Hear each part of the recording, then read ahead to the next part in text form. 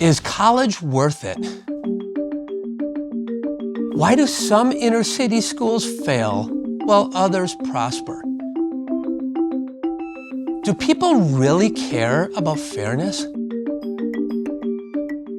These are the kinds of questions that can be addressed if you think like an economist.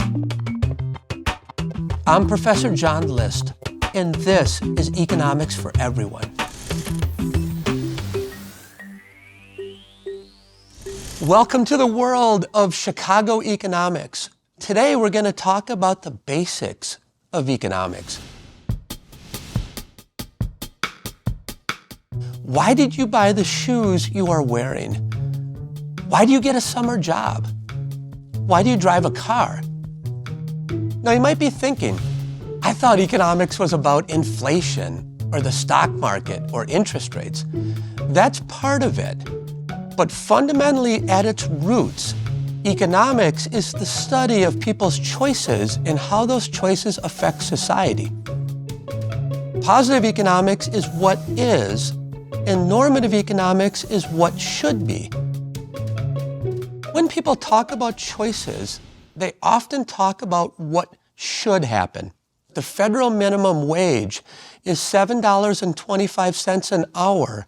So a normative statement is, I think the federal minimum wage should be higher. That's a statement about what should be.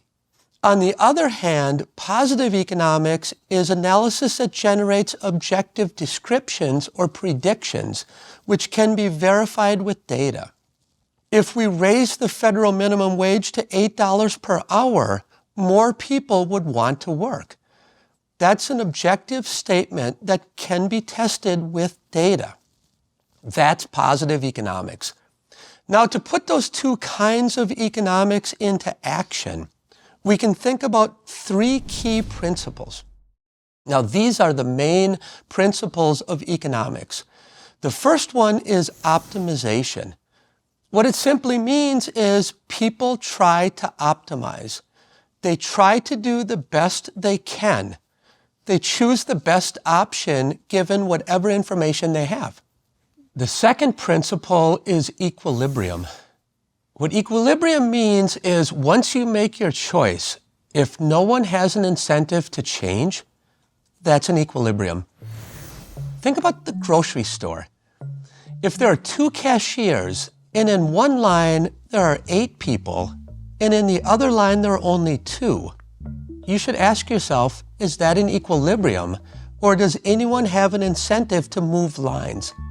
The people in that long line of 8 people will shuffle over to the other line. In that way, they approach an equilibrium in that it takes the same amount of time to go through the cashier line. The third principle of economics is, look, we have these theories because economics starts with a set of theories or hypotheses, but then we want to use data to test those theories. That's called empiricism. Economists use data to test theories and to determine what is causing things to happen in the world. It is really a game of trying to create a cause and effect relationship amongst variables. Now, in this episode, we are going to focus on optimization. When you hear the word optimize, what comes to mind? The way I think about it is people try and make the best out of what they have. Economists assume that given our information that we have, people try to do the best they can. They try to do the best they can to maximize their net benefits. And what I mean by that is the benefits that you get from consuming something minus the cost or the price at which you have to pay to get that something. That's what we mean when we say that people, businesses, governments, they're all attempting to optimize something. Now, this doesn't mean that economists think that people get it right every time. But the key idea is that people look at their options and they make the best choice for themselves with the information that they have. Now, optimization, thought about in that way, is something that we naturally do. As economists, we study how the nearly 8 billion people around the world are constantly trying to optimize. And this allows us to study the decisions people make and predict how they're going to decide about all kinds of things in their lives. From the type of toothpaste they're going to buy to the number of children they're going to have. This is why economics is important. Now put yourself in the shoes of Tesla, or Apple, or Google, or Twitter, or Facebook. They're interested in how you decide to make purchases. Think about your teachers or your parents. They're interested in what drives you to study harder. They are trying to figure out what are the best incentives to get you to engage in an optimal course of action.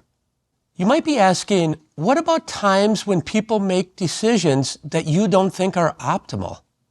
Well, often it's not that people are not optimizing, it's that we don't know what's important to them. People can still make mistakes.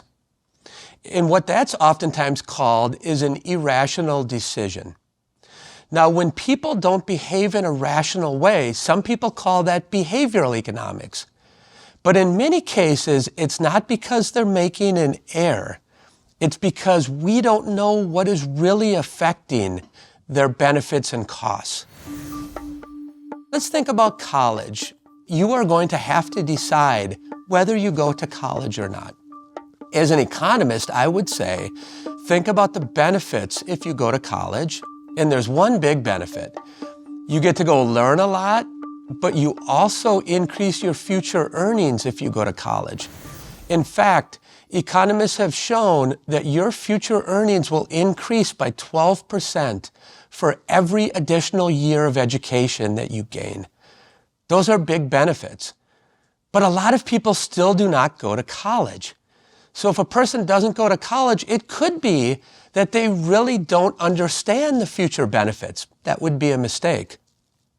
But it could also be that they think, hey, I don't really like school that much. I want to go and get a job right now.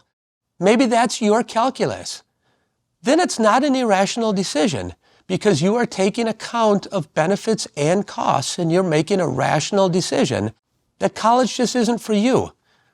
Now, I think if you're watching this video, college is probably for you, but as an economist, I'm not in the business of telling you what your preferences should be.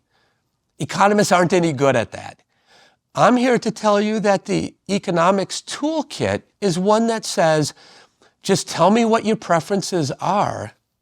We will give you a correct course so you make the appropriate benefit-cost considerations. So there you have it. Economics is the study of choices of individuals who are optimizing. This begins to shed some light on how you can use economic thinking to not only make the world a better place, but also understand the world at a deeper level. And that is why economics is for everyone.